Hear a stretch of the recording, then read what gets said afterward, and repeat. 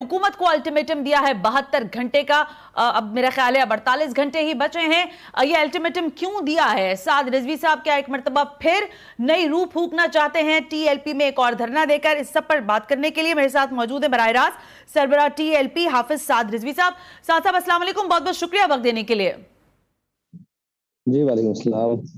साहब आप इस वक्त चकवाल में हैं और ज़ाहिर है हमें पता है धरनों की तैयारियां भी कर रहे हैं, लेकिन ये हर दफा किसी भी बात के लिए या किसी भी चीज को तय करवाने के लिए टीएलपी धरने का ऑप्शन क्यों इस्तेमाल करती है? जी आपको किसने खबर दे दी है कि हम धरनों की तैयारियां कर रहे हैं? हम कौम को रिलीफ दिलवाने की तैयारी कर रहे हैं। उसका तरीकाकार कोई भी हो इंशाल्लाह आपके पास 48 घंटे के बाद पता लग जाएगा। अच्छा, 48 घंटे में आप धरना देने जा रहे हैं, ये कंफर्म हो गई है? नहीं है, आपको किसने खबर दिया कि हम धरना देने जा रहे हैं? हम कौम को रिलीफ दिलवाने जा रहे हैं पेट्रोल की कीमतों से। पेट्रोल की कीमतें कैसे कम करवाएंगे? हम तय करेंगे उसका तरीकाकार, हम तय करेंगे वो इंशाल्लाह 48 घंटे बाद आपके पास। अच्छा, और वो तरीकेकार 48 घंटों बाद आप बताएंगे? और हम चाहते हैं कि हुकूमत खुद रिलीफ दे सकता है और हो सकता है कि हुकूमत 48 घंटे तक खुद ही पेट्रोल की कीमत कर दे। अच्छा, ऐसा क्या होगा साद साहब? आपकी कोई बातचीत हो रही है हुकूमत से या हुकूमत के लोगों ने आपसे कोई राब्ता किया है? जी अभी तक तो किसी ने इस सिलसिले में राब्ता नहीं किया, लेकिन हम समझते हैं कि हुकूमत भी इतनी खैरख्वाह है कौम की। वो समझती है कि कौम इस वक्त महंगाई की चक्की में पिस रही है, तो उनको पता है कि कौम के इस वक्त जो लोग दावा कर रहे थे कि हम कपड़े बेच कर कौम के जो मसाइल हैं वो इतने बढ़ चुके हैं कि वो एहतजाज की सकत भी नहीं रख पा रही। तो अच्छा, इंशाल्लाह वो आपके पास 48 घंटे में पहुंच जाएगा कि उनको कैसे दिलाते हैं। अच्छा, एहतजाज का ऑप्शन आप कह रहे हैं कि धरने की सूरत में नहीं होगा, किसी और तरीके से होगा साद साहब? जिस तरीके से भी हो रिलीफ हो वो इंशाल्लाह होगा, वो कोई भी सूरत हो। अच्छा, लेकिन आपने आप इसको एक हिसाब से ठीक है साद साहब, आपने पिछले रोज गुज़िश्ता रोज एक प्रेस कॉन्फ्रेंस की और उसमें आपने कहा कि पिछली जो हुकूमत थी वो तो कहती थी कब्र में जाकर सुकून मिलेगा, इस हुकूमत ने कब्र में भी सुकून छीन लिया है, यानी कफन के लिए भी लोगों के पास पैसे नहीं है। तो आपको क्या लगता है ये जो महंगाई का मामला है जिस पर आप खुद भी एहतजाज के लिए हुकूमत को अल्टीमेटम दे रहे हैं, आपको क्या लगता है ये इसी हुकूमत का है सारा मलबा, या पिछली हुकूमतों ने भी कुछ ऐसी कारकर्दगी दिखाई है जिसके बाद महंगाई का इफरीत बेकाबू है? देखिए इस हुकूमत का मलबा हो या पिछली हुकूमत का 3 साल मलबा हो या उससे पिछली हुकूमत 30 साल मलबा हो, ये सारा तो है इन्हीं का ही ना। उसमें 3 साल एक शख्स के हैं, उसके अलावा तो पिछले तकरीबन 31 साल बनते हैं वो इन्हीं लोगों के हैं जो आज भी हुकूमतों में बराजमान है और आज भी जो जनाब मुशारतों और वजारतों के मजे ले रहे हैं, जो वजारत उज़्मा के मजे ले रहे हैं, और वो पूरे खानदान जो पाकिस्तान के ऊपर मुसल्लत है, आज भी सारे वही लोग मुसल्लत हैं और वही हैं। तो ये सब इन्हीं का ही किया धरा है। इसमें अच्छा, कुछ अगर किसी का और है तो वो भी इतना ही कसूरवार है जितने ये कसूरवार है। अच्छा, और आप जितने ये तजर्बाकार और जनाब वो बंद कराए। साहब साहब ये फरमाए ना, फिर अब हालात आपके सामने है, देखिए महंगाई भी, आप महंगाई के ऊपर आवाज उठा रहे हैं, पेट्रोल प्राइसेस की बात कर रहे हैं, आपको लगता है कि इन हालात में फौरी इलेक्शन जो है, जो मुतालबा किया जा रहा है इमरान खान की जमात की जानिब से, वो होने चाहिए, फौरी इलेक्शन की जानिब जाना चाहिए?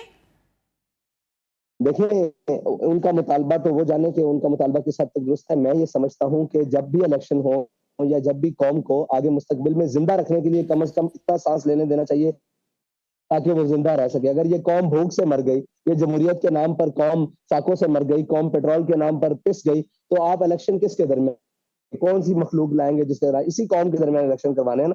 तो इसको उस वक्त तक जिंदा तो रखें, इस वक्त अगर उसको खाना तो फराम करें, 2 वक्त की सहूलत तो जो फराम करें, उसको जिंदा रहने की बुनियादी जरूरियात तो दे। अच्छा, अगर आप जब बात करें जमहूरियत की, तो मैं फिर थोड़ा सा सियासी आपसे बात करना चाहूंगी। पूरा सेटअप जो है वो जमहूरियत का है, आप उसमें हिस्सा भी लेते हैं टीएलपी की जमात की सरबराह की हैसियत से इलेक्शंस का, लेकिन जो मामला है वो मजहबी जमात का, वो खिलाफत का है। हमने देखा इस्लाम में तो खिलाफत का कॉन्सेप्ट है, तो आप समझते हैं जमहूरियत में रहकर आप कुछ बेहतर हल दे सकते हैं या इसके अलावा कोई और हल आपको दिखाई देता है? देखिए मुल्क में जो मुरवजा निज़ाम है हम इसको इस्लाम के मुताबिक ढालना चाहते हैं, और इस्लाम में जो भी निज़ाम है वो इस्लाम ने जैसे भी रिलीफ दिया है, वैसे अल्लामा इकबाल ने भी कहा है कि सरवरी दर दीन मां खिदमत गरियत, عدل فاروقی اور فخر حیدری است. تو اسلام جو ہے وہ بنیادی اجتماعی عدل کی بات کرتا ہے. ہم اس عدل کو دینا چاہتے ہیں, وہ کسی بھی نظام کے ذریعے ہو, اس کو ہم اسلام کے پیچھے چلانا چاہتے ہیں. ہم اسلام کو جمہوریت کے پیچھے نہیں, جمہوریت کو اسلام کے پیچھے چلائیں گے. جمہوریت کو اسلام کے پیچھے چلائیں گے. اچھا, جو اس وقت سیٹ اپ ہے سعد رضوی صاحب, اس میں فرمائیے گا کون سی ایسی سیاسی جماعت ہے, اگر آپ کا ایک اچھا ووٹ بینک جو ہم دیکھتے ہیں کہ دکھائی دیتا ہے کسی حد تک, لیکن 2018 کے الیکشنز کے بعد کراچی میں بالخصوص ہم نے دیکھا کہ آپ کا ووٹ بینک گرا بھی ہے, اس کی کوئی خاص وجہ ہے آپ کی نگاہ میں؟ دیکھیں, ہمارا جو ووٹ بینک ہے وہ الحمدللہ کبھی گرا نہیں, بڑا ہی ہے. لیکن وہ مقتدر حلقے اور وہ لوگ جو تحریک لبیک, جن کی آنکھ میں ایک نہیں باتی, تحریک لبیک نے بنیادی طور پر سیاست کا رخ چینج کیا ہے, ظالموں کے شکنجے سے نکال کر ایک عام آدمی اور عام عوام تک سیاست کی پہنچ کی ہے, اور ایک عام آدمی پکوڑوں والا یا ٹھیلے والا یا جناب جوتیاں گاڑنے والا, اس کو بھی کونسلر اور چیئرمین تک جتایا ہے. تو ان کو اس نظام سے ڈر ہے جو تحریک لبیک لانا چاہتی ہے, وہ ہے الحضر آئین پیغمبر سے 100 بار الحضر. تو ان کو اس سے ڈر ہے, اس لیے تحریک لبیک کا ووٹ بینک بار بار چوری کیا جاتا ہے. اگر ووٹ بینک کی بات ہے تو ووٹ آج بھی گن لیے جائیں, اس یونین کونسل میں گن لیے جائیں, کراچی کے ہر حلقے میں, ہر وارڈ میں گن لیے جائیں, تو تحریک لبیک کو آج بھی عددی برتری بھی حاصل ہے, اور شخصی اشخاص کے حوالے سے بھی برتری حاصل ہے, اور جناب اخلاقی برتری بھی حاصل ہے, ہر لحاظ سے برتری حاصل ہے. اچھا سعد صاحب, پھر یہ فرمائیں, اگر برتری حاصل ہے, میجورٹی آپ سمجھتے ہیں اگر نہ بھی آپ لے سکے, اگلے جو بھی الیکشنز ہوتے ہیں, اگر آپ کو ایڈجسٹمنٹ کرنی پڑے, کسی سیاسی جماعت کے ساتھ ہاتھ ملانا پڑے, تو پاکستان پیپلز پارٹی, مسلم لیگ نواز یا پی ٹی آئی, کس کا آپشن ہے جو آپ سمجھتے ہیں کہ یہ قدرے بہتر ہیں؟ دیکھیں, ان میں سے قدرے بہتر اس لیے کوئی نہیں ہے کہ یہ 13 ایک طرف کھڑے ہیں اور دوسرے ایک طرف کھڑے ہیں. آپ عن قریب یہ بھی منظر دیکھیں گے, 14 ایک سائڈ پہ ہو جائیں گے اور تحریک لبیک ایک سائڈ پہ ہوگی. تحریک لبیک ایک بنیادی سیاسی جماعت ہے جو قوم کو حقیقت میں گنگا سے نہلوا کے ادھر پاک کرنا اور ادھر سے نہلا کے ادھر پاک کرنے کی سیاست پر یقین نہیں رکھتی. تحریک لبیک نظریاتی سیاست پر یقین رکھتی ہے اور بنیادی سیاست پر یقین رکھتی ہے, اور ایک عام عوام کی جناب سہولت اور اس کے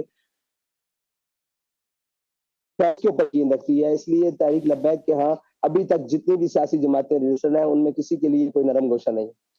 اچھا, ان تینوں میں سے کسی کے ساتھ بھی آپ کا جو ہے اتحاد نہیں ہو سکتا. یہ فرمائیے گا سعد صاحب کہ ظاہر دہشت گردی کے واقعات آپ کے سامنے, پشاور میں پچھلے دنوں واقعہ ہوا, پھر ابھی گزشتہ روز کراچی کا ایک ہولناک واقعہ, شکر ہے بڑی تباہی سے کراچی بچ گیا. آپ سمجھتے ہیں کہ اس صورتحال میں ایک جب عمران خان صاحب جیل بھرو تحریک کی طرف بڑھ رہے ہیں, دہشت گردی سر چڑھ کر بولنا شروع ہو رہی ہے, مہنگائی بھی موجود ہے, پھر آپ کا حکومت کو الٹیمیٹم, یہ سارا کیوس نہیں پھیل جائے گا اس ساری سچویشن میں؟ دیکھیں, یہ ساری چیزیں پہلے بھی پاکستان میں موجود تھیں. ان کو چاہیے کہ یہ اپنی سیکیورٹی سے ہٹا کر قوم کی سیکیورٹی کے لیے اور ملک کے اداروں کی سیکیورٹی کے لیے وہاں لوگ لگائیں. لیکن انہوں نے ساری اپنی شہنشاہی اور نوکرشاہی کے لیے ساری جناب فورسز اپنے ہاں گرد جمع کی ہوئی ہیں, تو قوم اس کے اندر یہ سارے معاملات تو پھیلیں گے. اور اس کے بعد ان کی جو بین الاقوامی پالیسیاں ہیں یا ہمسائے ممالک کے حوالے سے پالیسیاں ہیں, وہ اتنی کمزور ہیں جس کا شاخسانہ پوری قوم بھگت رہی ہے. یہ تو بند کمروں میں اور جناب بم پروف کمروں میں بیٹھ کر صرف بیان جاری کرتے ہیں, اور ان کی باتیں جو بالکل نہ ہنجار اور نہ بلد ہوتی ہیں, ان باتوں کے ذریعے قوم کو نقصان ہوتا ہے. یہ تو قومی پالیسی اور جناب قومی سلامتی کے اداروں کو بیٹھ کر سوچنا چاہیے کہ ہم نے پاکستانی قوم کو بھوک سے بھی کیسے بچانا ہے, دہشت گردوں سے بھی کیسے بچانا ہے, اور اس کو بین الاقوامی سازشوں سے اور ایجنڈوں سے بھی کیسے بچانا ہے. اچھا, یہ روڈ میپ آپ کے پاس ہے, لیکن اگر ہم سے کہو کہ تحریک لبیک ہمیشہ احتجاج کا راستہ کیوں اختیار کرتی ہے, اور یا تحریک لبیک ہمیشہ نام کے الٹیمیٹم کی بات کیوں کرتی ہے, اس لیے کرتی ہے کہ تحریک لبیک اقتدار میں نہیں ہے. اگر تحریک لبیک اقتدار میں ہو تو تحریک لبیک ہر وہ وسائل اور ہر وہ سہولت اور ہر وہ چیز اختیار کرے جس سے قوم کو ریلیف مل سکے. اب ہم سمجھتے ہیں کہ ہمارے اس طریقے سے مل سکتا ہے, تو ہم یہ طریقہ اپنا رہے ہیں. اگر تحریک لبیک کے ووٹ چوری نہ کیا جائے اور تحریک لبیک اقتدار میں ہو, تو تحریک لبیک اس اقتدار کے ذریعے بھی قوم کو ریلیف پہنچا سکتی ہے. لیکن یہ تو ہمارے اداروں اور ہماری قوم کو سوچنا ہوگا نا کہ انہوں نے کس طرف کھڑے ہونا ہے. اچھا, ظاہر سعد صاحب جب آپ اس سب کی بات کر رہے ہیں تو تھوڑا اور سیاست پہ میں آپ سے ایک سوال کرنا چاہوں گی. عمران خان صاحب کا ایک بیانیہ ہے, انہوں نے کہا کہ ان کی حکومت رجیم چینج ہوا ہے. آپ سمجھتے ہیں کہ اس میں امریکہ براہ راست ملوث تھا, یا پھر جو ہمارے ہاں سیاسی اجماع ہوا لوگوں کا, جماعتوں کا, انہوں نے ان کو چلتا کیا؟ آپ عمران خان صاحب کے اس بیانیے کو کیسے سمجھتے ہیں؟ واقعی کچھ معاملات تھے امریکہ کے ساتھ, امریکہ نے ان کو چلتا کیا یہاں سے؟ امریکہ نے ان کو چلتا کیا یا نہیں کیا، عمران خان صاحب کی اپنی پالیسیوں نے ان کو چلتا کیا ہے، اس کے بعد ہمارے ہاں جو اسٹیبلشمنٹ کی مداخلت ہے اس نے اس کو چلتا کیا ہے، پھر مفادات کی سیاست اور مفاہمت کی سیاست اور چوروں کا اکٹھ نے ان کو چلتا کیا ہے. میں تو یہ سمجھتا ہوں.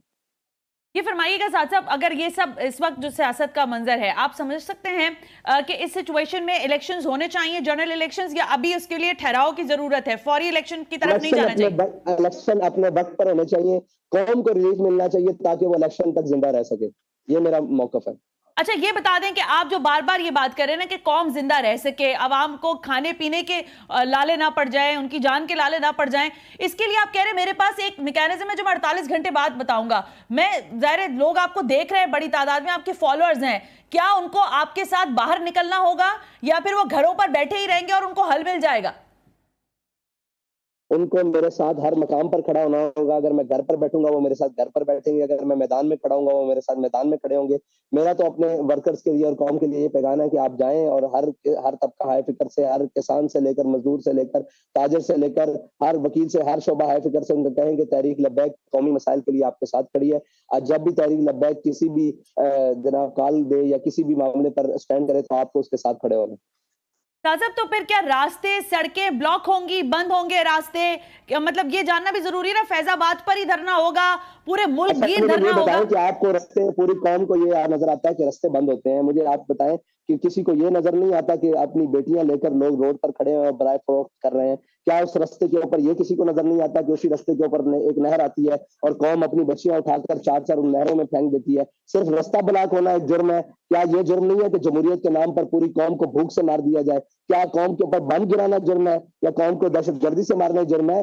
یہ بھی تو دہشت گردی سے بڑا جرم ہے کہ قوم کو بھوک سے مار دیا جائے یا قوم کو اس نہج کے اوپر لے کر جایا جائے تاکہ قوم نہ سانس لے سکے، نہ بات کر سکے، نہ احتجاج کر سکے. کیا یہی صرف ایک جرم ہے کہ روڈ بند ہو گیا؟ کیا اس ملک میں کشمیر نہیں فروخت ہوا؟ کیا اس ملک میں جناب اسی ملک کے اوپر روڈ کے اوپر نقیب اللہ مسعود کا قتل نہیں ہوا؟ کیا اسی ملک کے اندر جناب ہمارے لوگوں کو سرعام گولیاں نہیں ماری گئی؟ تو خالی یہ جرم نہیں ہے روڈ بند کرنا، اپنے حق کے لیے آخری حد تک جانا یہ جرم نہیں ہے، یہ اپنا حق حاصل کرنے کا ایک صحیح طریقہ ہے. بالکل میں یہ سمجھتا ہوں. ٹھیک ہے، آپ کا یہ موقف ہے. قوم کو یہی نظر آتا ہے یا پورا میڈیا بھی یہی شوق آتا ہے کہ روڈ بند ہو جائیں گے، روڈ بند ہو جائیں گے. بھائی آگے قوم کا کھلا کیا ہے؟ آپ کی عیاشیاں سلامت ہے اور اسلام آباد سے لے کر ان عیاش پرستوں کی عیاشیاں سلامت ہیں. کبھی نیچے اتر کے دیکھیں تو صحیح، قوم تو دو وقت کی روٹی کو بھی، سوکھی روٹی کو بھی بیچ گئی ہے. آپ کو پتا ہے اس وقت قوم کے اندر جناب سادی روٹی کی قیمت کیا ہے، نان کی قیمت کیا ہے، خمیری روٹی کی قیمت کیا ہے، لوگوں کو آٹا میسر، لوگوں کو جناب بجلی میسر ہے یا نہیں، ایک پنکھا اور ایک بجلی اور ایک بلب چلانے والے کا کتنا بل آ رہا ہے، اور ایک جناب چولہا چلانے والے کا 2 وقت کی روٹی پکانے کے لیے اس کو کتنا بل دینا پڑ رہا ہے. جس کی 18 لاکھ تنخواہ ہے اس کو ساری بچوں کا بہت تعلیم حاصل ہے، اور جس کی 18,000 تنخواہ ہے وہ ساری چیزیں اپنی جیب سے ادا کرنے کی کوشش کرتا ہے. کیا یہ ساری چیزوں کا ادراک ہے یا نہیں قوم کو؟ یا صرف یہی ہے کہ جناب ٹی ایل پی نے روڈ بند کر دیا ہے، ٹی ایل پی نے احتجاج کر دیا ہے، یا صرف یہی ایک بات رہ گئی ہے؟ بھائی اگر کوئی اس دور میں سانس لیتا ہے، کوئی بات رکھتا ہے، کوئی بجھتے اور جلتے آخری سانس دیے ہیں تو آپ شکر کریں کہ ان کے آگے کوئی بولنے والا ہے، ورنہ انہوں نے تو آپ نے ملک کی سلامتی کے جناب ایٹم بم اور جناب جتنی بھی وہ نیوکلر ساری سسٹم ہے اس کو بھی غیروں کے حوالے کے لیے دیا ہے. یہ بیان درست ہے یا نہیں؟ بہرحال چل رہا ہے، ابھی تک اس کی تصدیق نہیں ہوئی، لیکن اگر یہ ہے تو اس سے بڑی کون سی خطرناک بات ہوگی کہ اسحاق ڈار صاحب کہہ رہے ہیں کہ ہم نے نیوکلیر بم ان کے حوالے نہیں کیا، صرف گروی رکھا ہے. تو ڈوب کے نہیں مر جاتے؟ آپ تو اتنے تجربہ کار تھے، آپ باہر سے کس لیے اس ملک میں آئے ہیں؟ یہ تو سارے بین الاقوامی گماشتے ہیں جن کو اس ملک کے اوپر مسلط کیا گیا ہے. اس ملک کو پہلے سیکورٹی رسک کا نام دیا گیا، اب معاشی رسک کا نام دے دیا گیا. نہ جانے آنے والے وقت میں ہمیں کیا، ہمیں تو رات 12 بجے 1 بجے تک اس لیے جاگنا پڑتا ہے کہ نہ جانے رات 12 بجے کیا اعلان ہو جائے، کیا اگلے دن کیا یہ قوم کے اوپر پھوڑنے لگے ہیں، یہ کیا ملت کے ساتھ جناب قوم کا سفا کرنے لگے ہیں. ہم تو اس فکر میں اب مبتلا ہے کہ ہمارا مستقبل ہے کہاں، ہماری جناب قوم کا بنے گا کیا، ہمارے بچوں کا کیا بنے گا. وہ جو ہمارے سے بعد آزاد ہوئے ہیں، جو ہمارے سے بعد جناب وجود جن کا آیا، وہ آج اپنے پاؤں پر کھڑے ہیں اور ہم ہمیشہ اسی بات کے اوپر کہ ملک نازک موڑ پہ کھڑا ہے، ملک یہ موقع ہے، اور ملک جناب اشرافیہ اور جو پہلی لائنوں میں بیٹھنے والے جتنے عیاش کماش ہیں وہ امیر سے امیر تر ہوتے جا رہے ہیں. قوم کے مربع زمینیں ان کی جناب بڑھتی جا رہی ہیں، جائیدادیں ان کی بڑھتی جا رہی ہیں، باہر اکاؤنٹ ان کے بڑھتے جا رہے ہیں. کیا پاکستان صرف قبرستان کے لیے رہ گیا ہے کہ یہاں سارے کماتے ہیں اور جناب ان کی یہ پاکستان سے کما کر باہر چلے جاتے ہیں اور وہاں سے ڈبے میں بند ہو گیا؟ یہ پاکستان کو صرف انہوں نے قبرستان رکھا ہوا ہے. ان کی جائیدادیں باہر، ان کے عیاشی باہر، تعلیم باہر، ان کی صحت باہر، ان کے उनके अपार्टमेंट्स बाहर पाकिस्तान किस लिए रखा है उन्होंने? हम तो अभी बुनियादी पहला आगाज लिया है, अभी तो हम चाहेंगे कि हम किस लिए निकले। हम तो पाकिस्तान की कौम के हकीकी उनके चेहरों पर जो खुशी है वो दोबारा लाना चाहते हैं और उनकी दर्द को महसूस करते हैं। हम कौम के अंदर रहने वाले हैं, हम जनाब कोई बम प्रूफ और जनाब बुलेट प्रूफ गाड़ियों के अंदर और जनाब आगे प्रोटोकॉल के साथ फिरने वाले नहीं, हम कौम के अंदर रहते हैं। हमें पता है इस वक्त कौम कितनी मुश्किलात के अंदर है और इस दर्द को हम फील कर रहे हैं, वरना हमें जरूरत नहीं थी कि इस सारे मामले में आकर देखने में। हम तो बड़ी खुशी से लड़ाई जनाब अंदर कमरे में देख रहे थे, एक तरफ पीडीएम है, एक तरफ पीटीआई है और एस्टेब्लिशमेंट और ब्यूरोक्रेसी। आप मुझे बताएं इस पूरी लड़ाई के अंदर ब्यूरोक्रेसी हो, एस्टेब्लिशमेंट हो, इदारे हो, इमरान खान हो, नवाज शरीफ हो, इस पूरी महंगाई के अंदर कौन का है? कौन का है? कोई भी नहीं कर रहा, हर कोई अपनी लड़ाई लड़ रहा है। तो हमने कौम की बेस से तकलीफ क्यों किसी को शुरू हो गई है कि रोड बंद हो जाएंगे? कुछ भी बंद ठीक हो गया साहब साहब, अच्छी देखिए आपने बड़ी बेहतर बात की है। कौम का दर्द है और वाकई कौम बिलक रही है। मैंने गुज़िश्ता रोज जाके मार्केट में प्रोग्राम्स किए थे, बिल्कुल दुरुस्त कहा आपने। 20,000 18,000 रुपए कमाने वाले की कोई भी जिंदगी नहीं है, वो दर बदर हो गया है। लेकिन मैं आपसे ये जानना चाहती हूं कि इस वक्त जब ये सारी सूरत हाल है, क्या 272 का पेट्रोल है? अगर फर्ज करें, मैं वैसी बात कर लेती हूँ, हुकूमत आपसे राब्ता करती है और वो कहती है कि भाई अगर आप एहतजाज के लिए धरनों की तरफ जाना चाहते हैं तो हम इसमें कितनी कमी, आप कितनी कमी करवाना चाहते हैं? इस 272 में से कितने पैसे कम करवाना चाहते हैं पेट्रोल के प्राइस पर?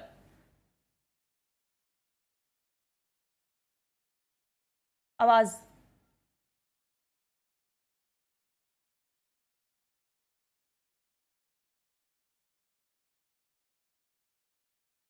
हाफिज साहब, आपकी आवाज मुझे हाफिज साहब, आपकी आवाज में आवाज नहीं आ रही है मुझे। मैं दोबारा आपसे राब्ता कर रही हूं और हम दोबारा जरा इस पर बात करना चाहती हूँ। आपको आवाज आ रही है हाफिज साहब? ओके, एक